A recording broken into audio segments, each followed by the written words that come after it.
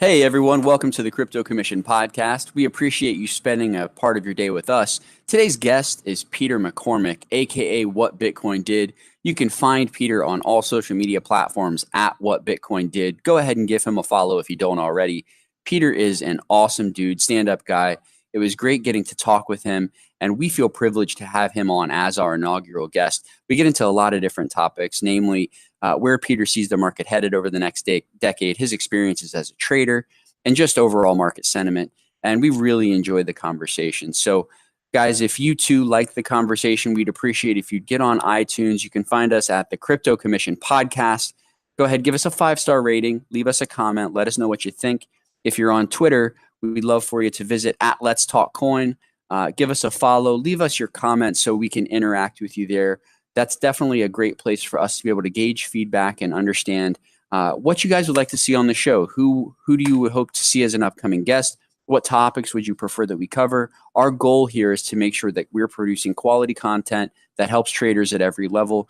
We want people to be able to not only preserve their capital, but to grow their crypto asset portfolios over time as we all deal in this emerging market. It's exciting.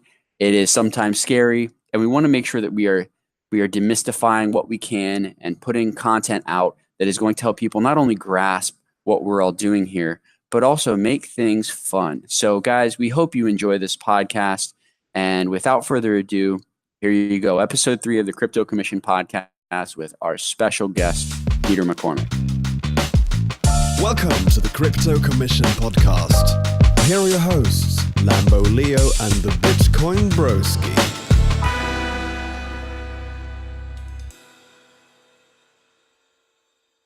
Hey everyone, this is the Bitcoin Broski. Welcome to episode 3 of the Crypto Commission podcast. I'm here with my co-host Lambo Leo, and today, go ahead Leo, say what's up, man. What's going on, guys? Excited to be here. We have the privilege today of welcoming a very special guest, actually our first honored guest to the podcast, Mr. Peter McCormack, aka What Bitcoin Did. And for those of you who don't know, Peter is a true thought leader in the space. I know he's an inspiration to Leo and I when it comes to podcasts. He has a lot going on in the crypto space and soon to be outside of the crypto space as well. And we feel very privileged to have him on. We know he is going to add a ton of value. So welcome, Mr. Peter McCormack. Hi guys. Thank you for having me. I feel very grateful for you to have me as your first guest and appreciate it. And I wish you both all the luck with your podcast. And I think it's going to be very cool. Awesome. Thank you, Peter. Well, we usually like to just kick things off. I know a lot of people will always ask, what's your genesis story? How did you get started in the space? But we kind of take a different twist on that. Obviously we're all here. We've all, taken some licks. We've all got some wins, had some losses. But if you could look back on day one, what's the one major piece of advice you wish you could have received? Oh, it's a really good question. I'll say this. Can I give two? And they're very different. The floor is yours. Absolutely. So there's the first piece of advice as a trader, and the second is probably personal conduct. So the first as a trader, I fell into it, very fortunate with timing. In hindsight, I know how lucky I was. At the time I got in, it was December 16, just right before a bull run. I obviously spent a year thinking I was a genius and some amazing trader, and started sharing advice out there and having quite a strong opinion. And then the bear market of this year has taught me that actually I'm not a great trader. I was just very, very fortunate. And it's actually a very, very hard market to trade. So the first thing, a bit of advice I would like to have given myself is learn to trade. And the most important aspect of that would have been risk management. So learn to trade and learn risk management. And if you're going to learn to trade, learn about entire market cycles, both bull and bear markets, and then become indifferent about them. Just trade with momentum, because essentially the bear market is the same as the bull market. The chart's just turned upside down. Sure. We have momentum in a direction, and it's very easy to follow that and benefit from that. And that's something that I realized. So I'm now actually going back to the start and learning to trade again. I'm going through as many courses as I can, and I would say I'm a very, very amateur trader. But yes, that's what I always should have done. And the second thing is, when you fall down the crypto rabbit hole, it's very interesting, right? You know, making money is interesting, and having the opportunity to, like this, meet people and talk is very interesting, and rise and contribute to the community. And I'm very aware of that, my position in that is somebody who's still very new, and sometimes I have thoughts that probably more experienced people will correct me on. But one of the things I would have told myself is to argue less. I think I spent way too much time trying to be the class hall monitor, getting outraged at things that I probably should not have given a shit about, and getting into arguments. And actually, they're counterproductive in the long term. And I've actually tried to go and undo a few of those arguments and offer some olive branches out, because actually it serves no purpose in the long term. And even like right now, I'm not sure if you've tracked this I am Naval hashtag, and it actually isn't productive for anyone. It's really just, I don't know. I just don't think it's really productive. So, and I still get sucked in, but I try much harder these days to cultivate friendships and positive relationships than have arguments, which I did a lot early on. So two bits of advice. I hope that's helpful. Yeah, absolutely. And you touch on, I think the I am Naval thing is kind of funny, because I mean, to me it seems mostly all in good fun, but someone apparently gets their feelings hurt, and then it becomes a bigger deal than it needs to be. Well, so it's, I think most people think it's good fun, but actually I think it's rooted in a specific person's agenda, who a specific angle, which iconoclast, which my favorite iconoclast is Jiddu Krishnamurti, and it comes from that angle, but I think it's delivered in a way which is a specific agenda against Naval. And yeah, I'm sure he has criticisms, but I think everyone has criticisms in life. I mean, everyone's a scammer and everyone's an idiot, but actually I think whilst Naval maybe has his critics, I think he does also inspire people, and he does, he has without doubt put out things which are of interest to me, and I've learned from, have made me step back and think, what, that's actually really interesting. And I do think he's valuing what he's done. And also, as a guy who's very busy, I've wanted him on my podcast, and I've approached him a few times, and he has always taken the time to respond to me and give me a thought through response, and been very generous with his time in that. Whereas, I don't know if you've tried to reach out to people to get interviews yet. It is a hustle. For every interview I've done, I've probably sent 5 to 10 requests out. You get lots of knockbacks, and a lot of people just plain ignore you. sure. I've had nothing but decent interactions with Naval. So if the Naval thing had just started as a joke, that would be fine. But I think it isn't. It is started as someone Evolved into more. Yeah, there is an agenda behind it by someone, and I think there are better and probably more important battles to fight than whether Naval's tweets are fluffy or great. Sure. Well, and you mentioned reaching out to people. Obviously, we're thankful that you've made the time for us.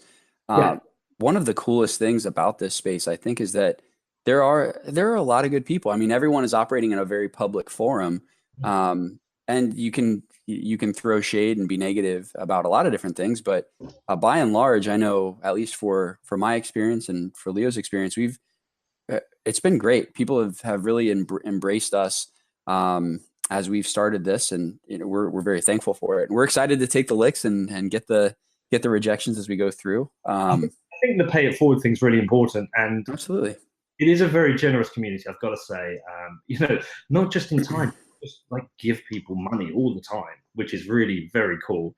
But it is we need the podcast space, I would say, isn't competition. The podcast space itself is a community. Like, we're now connected, and we can help each other, and I can hopefully help your podcast, and maybe you help mine, and absolutely. And I was helped in getting into the podcast space by my friend Rich Roll, who's a podcaster, very successful, and I worked with Crypto Sky early on. Laura Shin, I reach out to her all the time with like questions, and she always helps me. Aaron Lammer, the other day, I reached out to him and he helped me. I spoke to Ledger Status, and he was helping me because I'm going to be recording some remotely.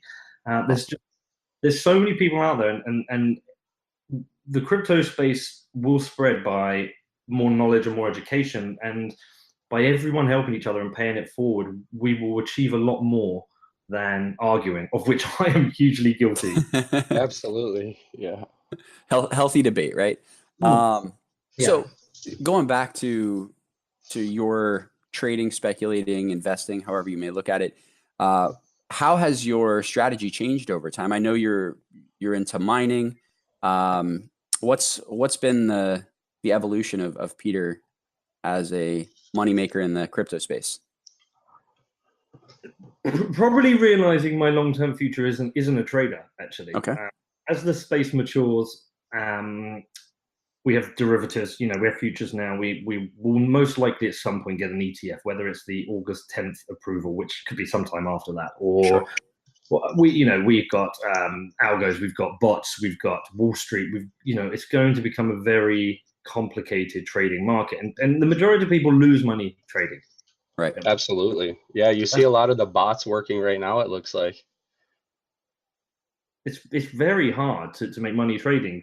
So I'm learning again, and I'm going to be risking a certain part of my portfolio in seeing if I can be a trader. But I'll accept pretty quickly if I'm not.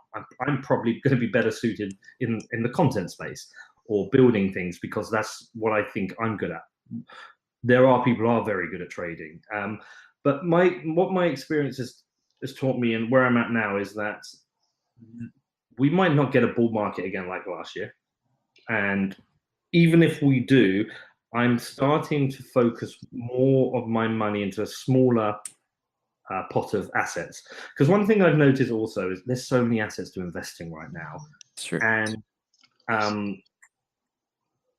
it's very easy to sit and hold an asset hoping a bull run comes and it goes to nothing. So I'm starting to look at, okay, where is the real value and where are the real projects? In the moment, there is only one true, real, valuable project, which is Bitcoin. Like, to me, that's the only one that has succeeded. Well, I'd say yes, it could go to zero, but it's not. It's succeeded. Sure. It's volatile, but it's proven. So that is a safe investment. Ethereum, it has major scaling issues. It may or may not succeed.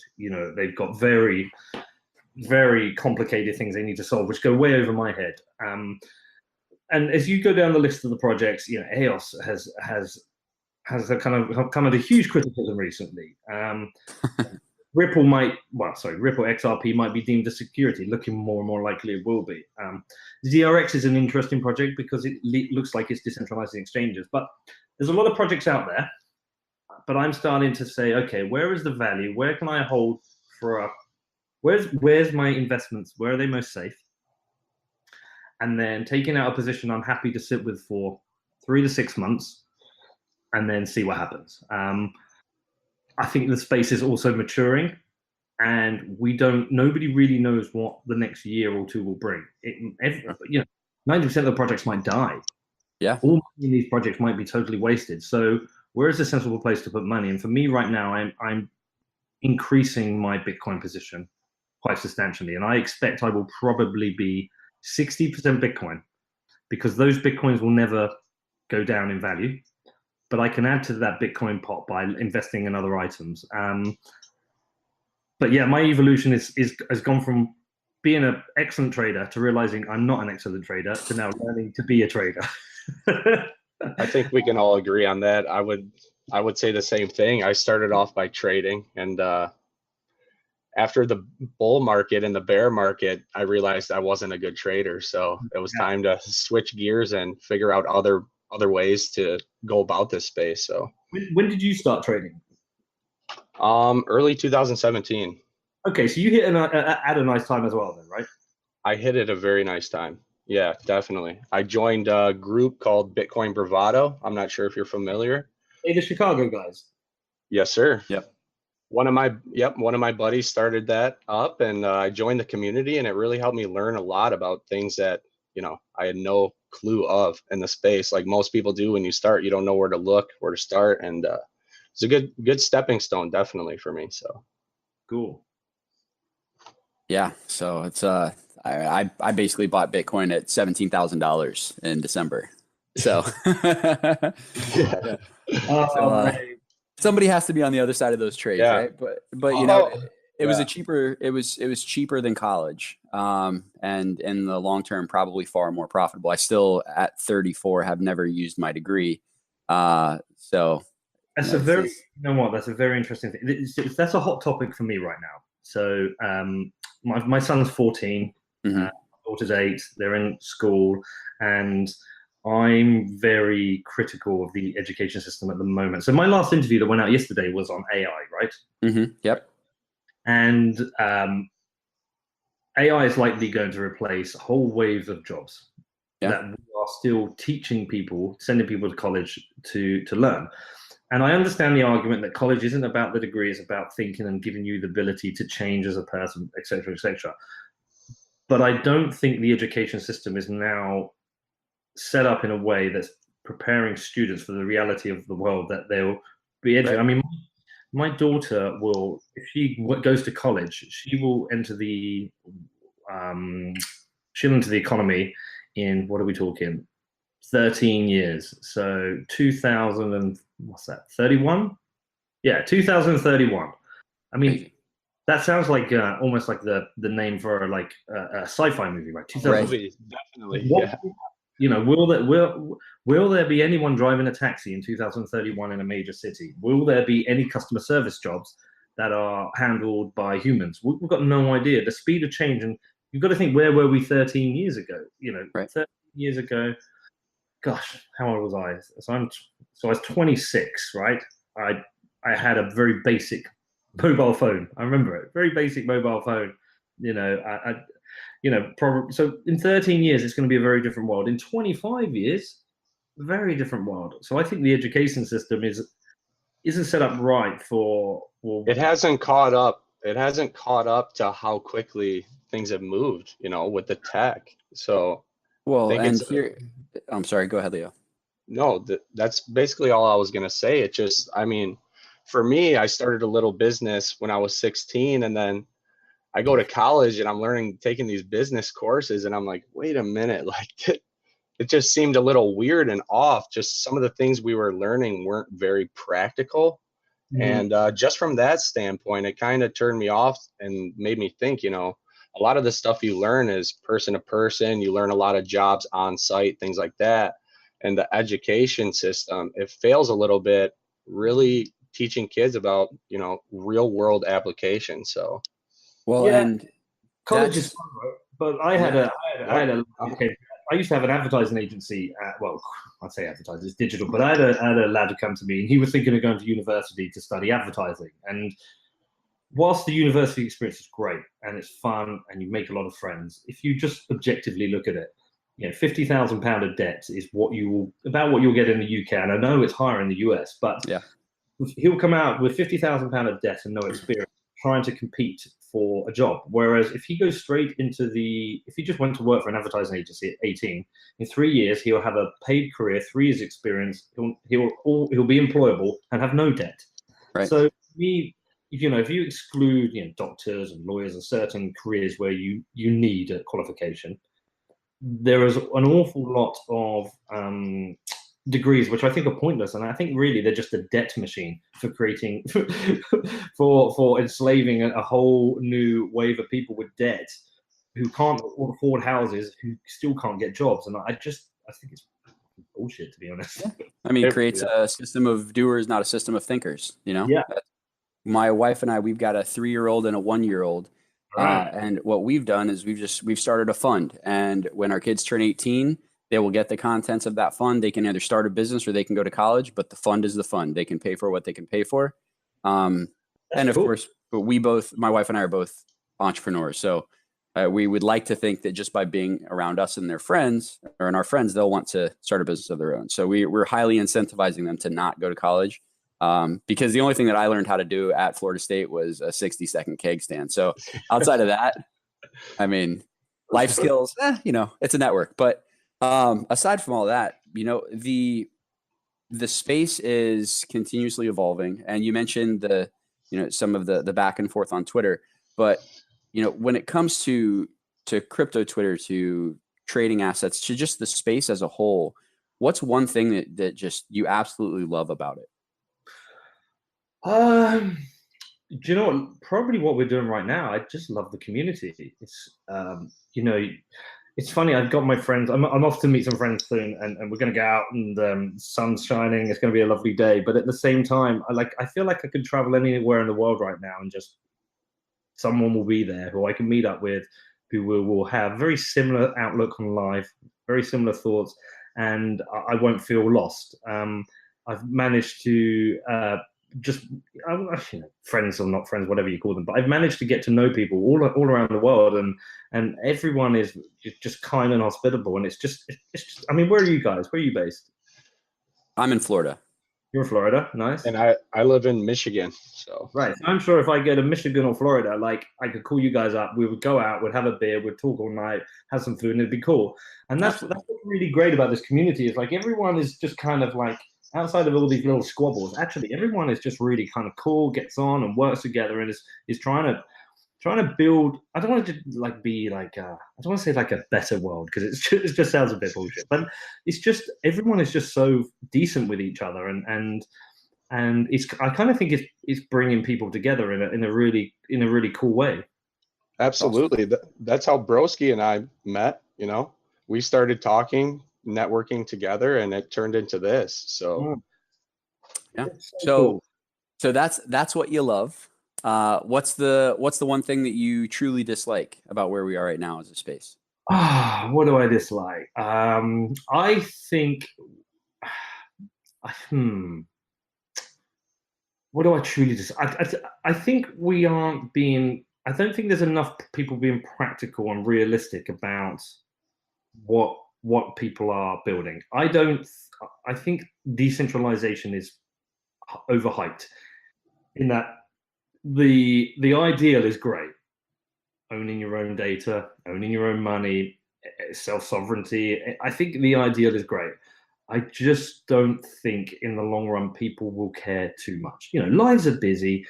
We've got kids. I don't know what your day's like, right? But I'm a single dad, right? So I get up at 7 a.m.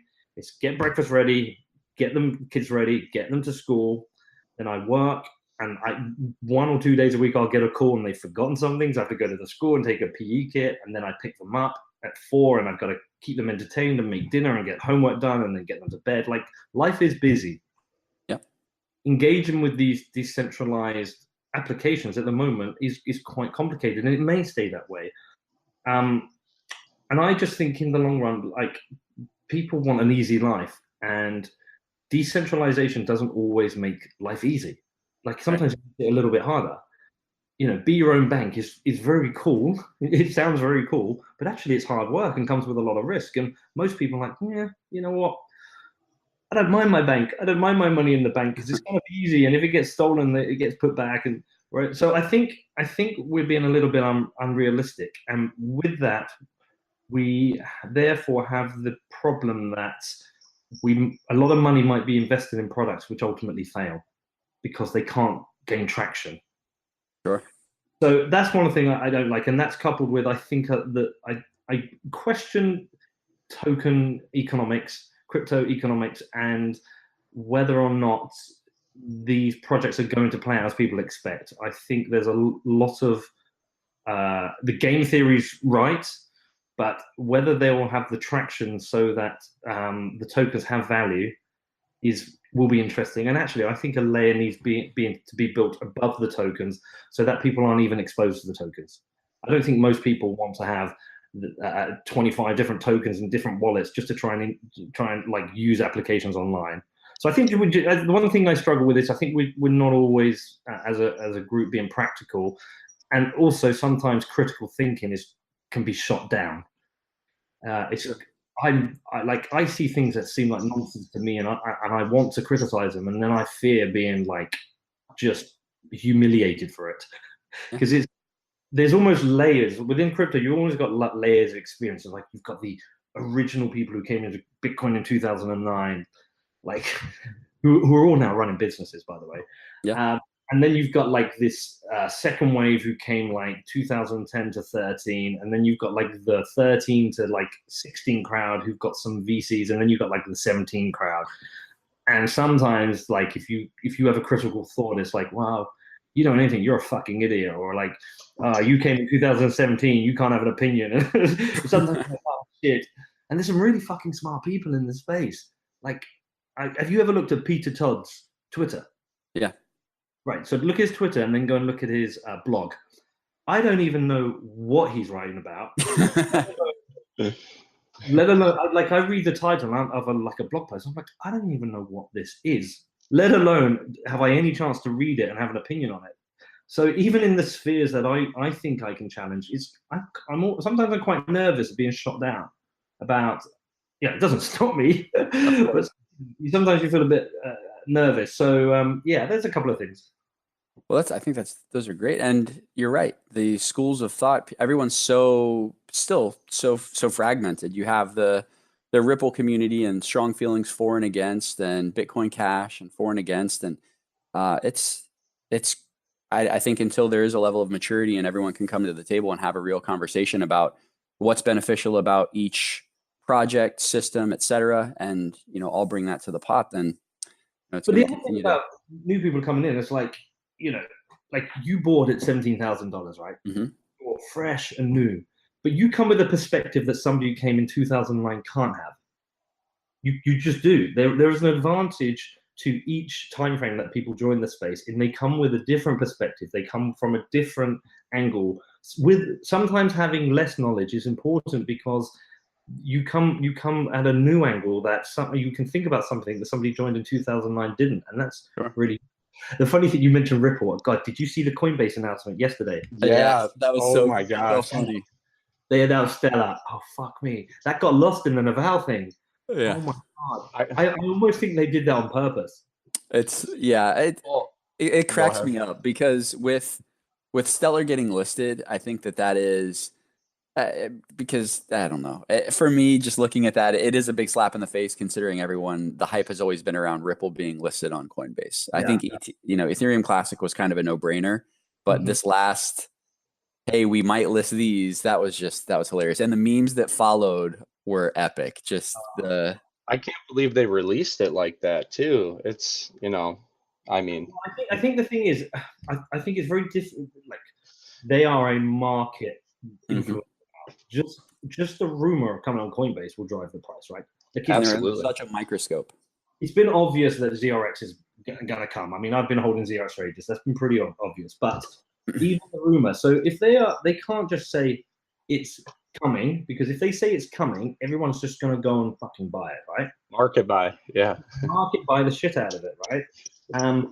So it's quite a dangerous thing to do. So saying that we might is preparing, but also adding the risking there that, like I haven't gone out and bought any of them just yet, right, because of the risk. I'm interested in Cardano. I gotta say, that's the one of them I think that's kind of interesting. So yeah, I thought that was a very interesting announcement, and I gotta say, having had numerous debates with XRP armies, I thought announcing Stellar was the ultimate trolling by Coinbase. Absolutely. Well, and it just really is indicative of market sentiment that they made that announcement, and really the only pump was 25% on BAT. I think Basic Attention Token only pumped 25%. And before, I mean, Brad Garlinghouse would go on CNBC and Ripple would pump, 80% in 3 hours. So the market, I mean, there's really just, I think everyone's kind of in a state of disbelief. No news is really moving the needle. Absolutely. I mean, when Bitcoin was at $10,000 and people were talking about it being a steal, now look where we are and people are scared to buy. So yeah, we are still in a bear market. Like, who knows how long for? I think it's starting to flatten out. I don't see us going to 3,000 like some people think it could do. Who knows? I just don't see it coming. But yeah, we're in a bear market, so any 25% pump should be sold into as soon as you can. Hey, Absolutely. Listen, anything under 17K is a steal for me, so I'm happy with that. So, Peter, what's your projections for the next decade in crypto? Where do you think we're going to be? Oh, it's the kind of answer that might not age well. I tell you something I'd like to happen, right? I would like to see. I think Bitcoin in Venezuela is the most interesting thing that's happening in crypto right now. It is a use case, right? Absolutely. It is. I don't know if you ever listened to my interview with Alejandro Mercado. He's a journalist for Caracas Chronicles. He's a Venezuelan national crypto dude, lives out in America, and we talked about that. And whilst there are still niche cases, there are people in Venezuela who are immediately depositing any money they make into Bitcoin. They're doing dollar as well, but they're doing it into Bitcoin. And there are people mining Bitcoin because power there relative globally is so cheap. So Bitcoin is genuinely saving people there. The hyper Bitcoinization that some people talk about is, if it's going to happen anywhere, it'll happen in Venezuela. So that to me is the most interesting project out there. I'm very interested to see what happens.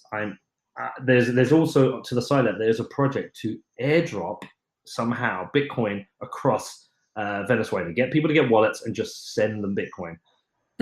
There is a genuine possibility that Bitcoin could become one of the major, you could argue already is, but is a major currency within Venezuela. Like in Venezuela, you're not exposed to the bear market. If you bought crypto at $17,000 in Venezuela, you are still up. Even down into 6,000, you are still up in your local currency. You can still buy more with Bitcoin than you could at 17,000, right? Sure. Yep. That to me is just super interesting. That is, when people talk about ideals, that is something that's happening. So I'm interested to see that. And if over the next 10 years that actually happens, I think that's really cool. Outside of that, I mean, my predictions are that I think stable coins are going to become really important. A lot of people don't like them.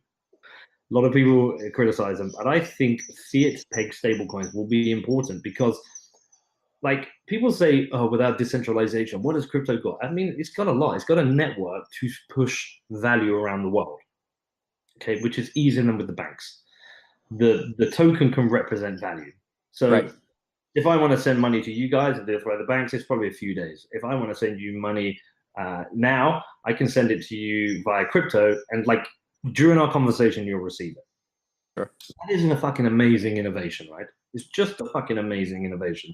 So but I think a lot of the opportunity is missed because of the volatility. So if you're a traditional venture dude and you're trying to raise, I don't know, 30 million, and you're raising Ethereum, and then Ethereum crashes by 60%, and you've got just over 10 million, that's no use to you. That's right.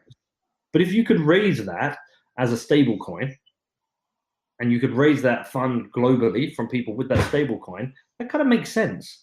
So I do think we will see the rise of stable coins pegged to fiat, but probably with attempts of governments to do their own, which will be a complete failure. But I think we'll see a rise of stable coins. I do see this tokenization of assets a thing. Another thing a lot of people don't like because it isn't what Bitcoin was about, but it just makes sense.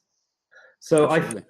I think we will. I think if you ask me what I honestly think will happen over the next 10 years, I think we will see things represented as digital tokens a lot more, and we will see easier ways of spreading and pushing value around the world. Bitcoin will still be here. A bunch of shit will die off. A bunch of new stuff will have arrived. It's very hard to know, but crypto isn't going away. Thank God. Let's keep it going. Yeah. So, I know we're definitely excited to hear about some of the things that you've got coming up. But one question we want to ask everyone that comes on here, just to give some different perspective, is we like to dig into why people do what they do, because we all come into this at different stages of life. And I know that for Leo and I, in our discussions, everyone has different motives and motivations. And if you only are in the space looking for money, chances are you'll never find it, right? But if you can find something that you can really attach your day-to-day activities to, your emotions to, we know how that can guide success. So we'd love to hear, why is it that you do what you do, Peter? Oh, cool. Very cool question. I guess it depends which bit you're talking about. The thing I like making is content. I like doing interviews. I really do, and it's kind of it's funny. It's like my life's come kind of full circle. When I was 15, I set up a fanzine. You know, this is before the internet. There was like I remember when we first got shown the internet at school, right? You got you like my son and daughter don't know a world of no internet. Like they just this thing's always on, right? But there was a time there was no internet. I had it in my conversation with my last interview guy where I said, you know, when I was a kid and you used to go and meet a friend, you had to be there because if you weren't there on time, you had to go home. Each other, yeah. You could ring each other. Yeah, in my day. So back then, like everyone just read magazines, right? And I started up a music magazine, fanzine, and I started interviewing bands. And it was cool. I interviewed some cool bands. I interviewed Slayer, Pantera, Korn, like some old school metal bands. Wow, Nice. And then I went to uni and I stopped it. But it was cool. And then like my career did whatever it did. And I've kind of found myself coming back to what I enjoy doing, which is I like doing interviews. I like meeting people and I like talking. And crypto has changed many people's lives. And usually money is intrinsic to that. So what crypto did to me is give me the ability to not have to work for like a year and be able to kind of find my way. And whilst it kind of started with a bit of trading and then like writing about my trading experience and doing my guides to then doing a podcast to interviewing people. And like, as you know, I'm about to start a new podcast. It's got nothing to do with crypto, but all of this happened because of Bitcoin and because of crypto. It's what Bitcoin did, funnily enough. There you go. What Bitcoin did. So I really like meeting people and I like to find really interesting stories. So if you, like I've done 25 podcasts now. If I told you my favorites are, I told you before we've started recording that my interview with Lynn Ulbrich is without doubt my favorite interview because it's such a real personal story. Like real lives have been affected. It personally touched me. I adore Lynn. I'd love to meet Ross one day, and I empathize hugely with what they're going through as a family. But I also find really interesting both sides of the story. Sure. The fact that a crime essentially was committed, but it questions whether the laws are right. And I find that really interesting. My interview with Alejandro Mercado about Venezuela, you know, when I spent time researching what the impact of socialist policies were in Venezuela and the successive failed governments, that for me was really interesting. The interview I did last week about AI, that was really interesting. I like finding stories. So if you ask me why I do what I do, is I think we all as humans like being entertained, right? Sure. Yep. In the end, most of our money goes to entertainment, whether it's we're watching sports or like we're hanging out with friends or we're buying a book. We just want to consume entertainment. And like my tiny little role in this is I like to provide and uncover interviews and stories that people want to listen to. So I do what I do because of that, like one of the things you'll find as you start doing your more and more interviews is that you have to learn, you have to prep and you have to learn a fuckload. Like 1 week I could be interviewing, like I was interviewing Alejandro and I was like researching the socialist history of South America and excessive governments and what's happening with Bitcoin there. And then I'm off to meet Roger Ver and I'm trying to learn the history of Bitcoin and then you know, AI, I'm trying to learn AI. And you know, for my AI thing, I watched in 4 days, I watched every Black Mirror. So in doing this, I also get to learn a lot of new things myself. So I do it to learn myself, but I do it because I like to find stories. Awesome. So Black Mirror is about AI then? I saw that tweet that you put out. I thought it. No, it's not directly about AI. But AI is one thing. Black Mirror is about what technology could do, what different ways life might exist around technology, and it creates it in a way. If you've not seen it, you need to watch the first series, and I guarantee you, within a week, you'll have done the whole thing. Because what is so clever about it is, like, I'll give you one example. There's one episode where you've got your phone, and after every interaction, you rate somebody. So I would like give you like something 5, you know. But your score, your average score, impacts what you can do in life. So whether you can, like, if you're under 2.5, you can't get into work. They don't want you at the company anymore. Like, so you have to ensure that you have positive interactions all the time. And this central character has like a 4.2, and a series of things happen where she like gets irate and her rating starts going down, and that impacts the things she can do. And as crazy as that sounds, like you're watching it and you're thinking, but you can see how that could happen. Sure. Like Absolutely. close enough to the edge where you're like, fuck, that could happen. So it's like super interesting. So I'd love to get into some of the resources that you have available for newer people in the space. Obviously that's the purpose of this podcast, is we want to shed some light on what can otherwise be pretty hard to figure out when you're brand new. So I know you've got a guide on your website, whatbitcoindid.com. Could you talk a little bit about that and what your goals are? So in terms of like trading and investing and then understanding crypto, the content I've always tried to provide has always been designed for the absolute new person. Like the total, I don't like the word noob, but I like that somebody who's day one thinks, I'm interested in crypto, I don't know where the fuck to start. Because there is a lot of content out there once you know what you're doing. Like once you've got, once you're like a month, 2 months in, it's almost like that first month.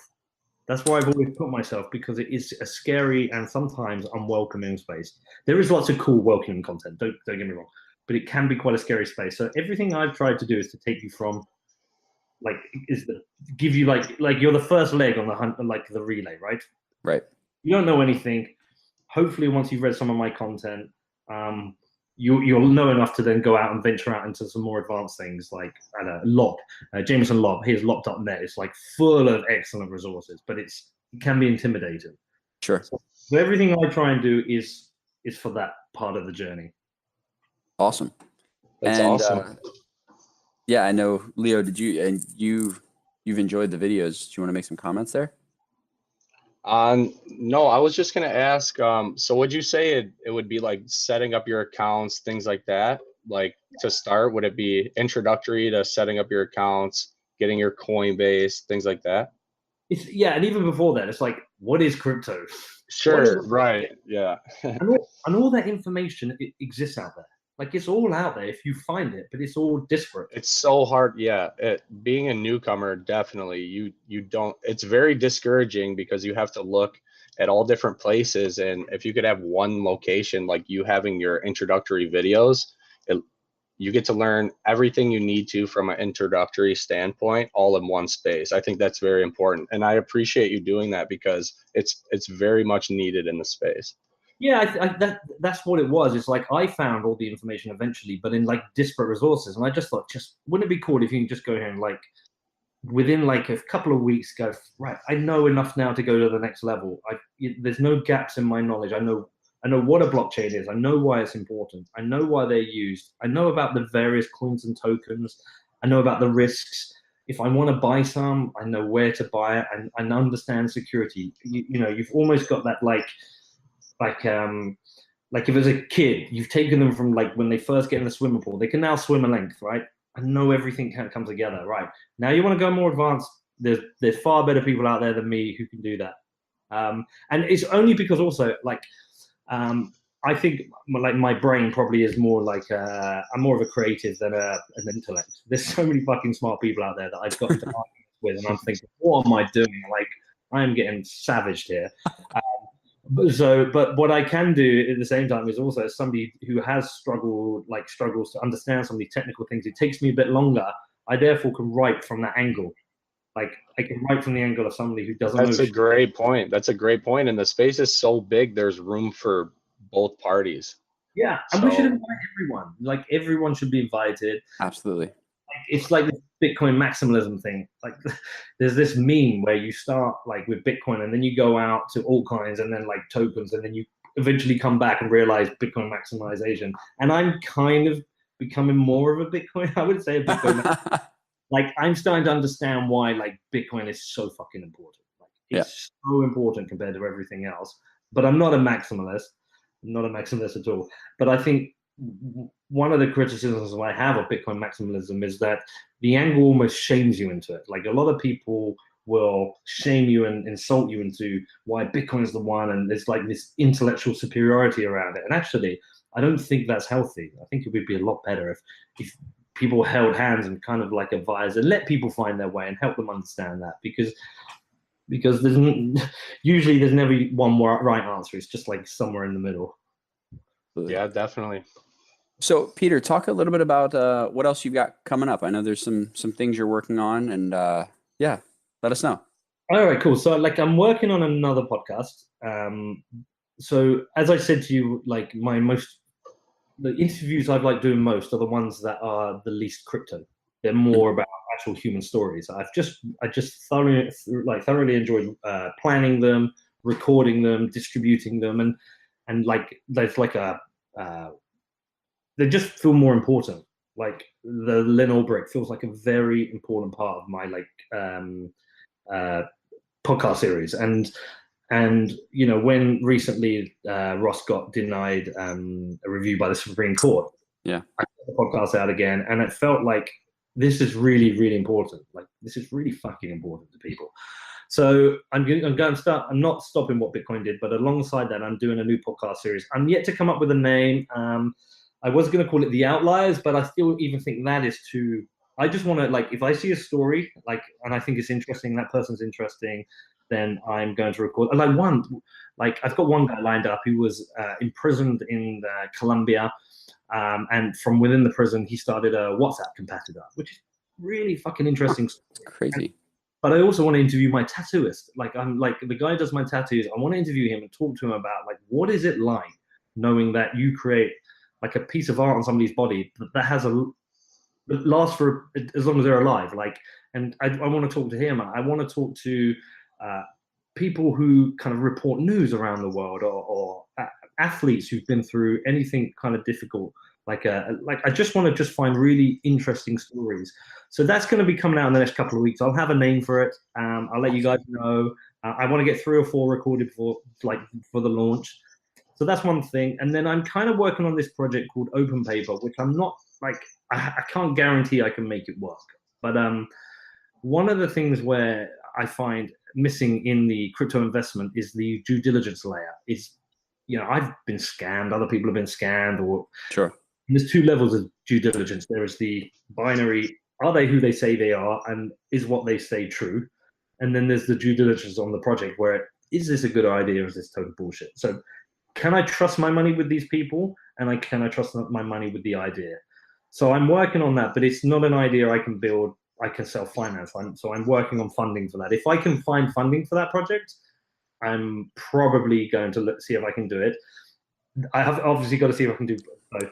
I'm also looking at the potential of recording 2 documentaries at the moment, which I sadly can't say what they're about, but Sure. they are stories. I'm working with a director who's approached me, and so we're knocking a couple of ideas about. They're kind of crypto based, but not entirely, and that will be really interesting. So we're going to do a test, because I don't know if it's funny, when you edit your podcasts, when you listen back, do you hate your voice? Yeah, absolutely. Yeah. It's funny you mentioned that. When I listened for the first time, I listened through it 3 times, and I was like, I listened to a couple of voicemails of myself, but other than that, that was the first time probably in my whole life that I heard myself talk. So it's horrible, right? Like you're listening to the voice and like, do I sound like that? Like, how have I got any friends? I sound like a dick. I still to this day hate listening back to my voice. I do, and sometimes I'm like, why do people listen to my podcast? Because I sound like a dick. But the next step is if I'm going to do a documentary and potentially be on screen, I've got to be realistic about, do I work on screen? I might not. I might be just shit at it. I might not come across well. So we're going to do a small test, and if that works okay, then we're going to look into filming a couple of documentaries. So yeah, I'm most likely spending my space making content. That's awesome.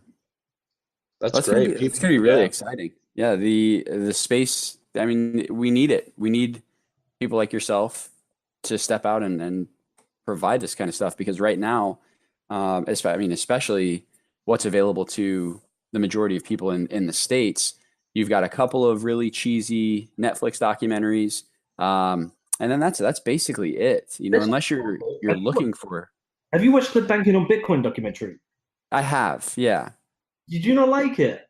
It's okay. It's okay. It's just it's outdated. It's definitely outdated. I agree. Everything moves so fast that there has to be constant content. And I come from a television background where we focus on educational documentaries. So it's, we're constantly, when a new trend hits, that's the first thing that we're looking at. So as I was watching that documentary, the content was, it's what really got me into the space. Right. But as I got more involved, I realized that there needs to be a wave of fresh content to build on it, right? All the time too. Yeah, to get it all the time. Consistent news, updates, things like that are important. So yeah, I love that documentary. And it's like when anybody wants to get into like Bitcoin, I'm like firstly go and watch that. It'll hook you. Yeah. Yeah. Because I think it tells you like a very interesting, I watched it on a plane actually. A really interesting, gives you an interesting perspective to what happened early on. Yeah.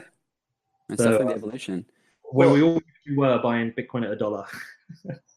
God, if only. Oh my gosh. Yeah, that would be great. Well, Peter, it's been a pleasure having you on. If you want, I'd love for you if you could just tell everyone where they can find you on the interwebs. Yeah. So I'm everywhere. I'm at What Bitcoin Did. So my website's whatbitcoindid.com. My Twitter's at What Bitcoin Did. My Medium, my Instagram, they're all the same. If you search for at What Bitcoin Did, you'll find me. If I can help anyone in any way, please do reach out to me. I won't promote your ICO.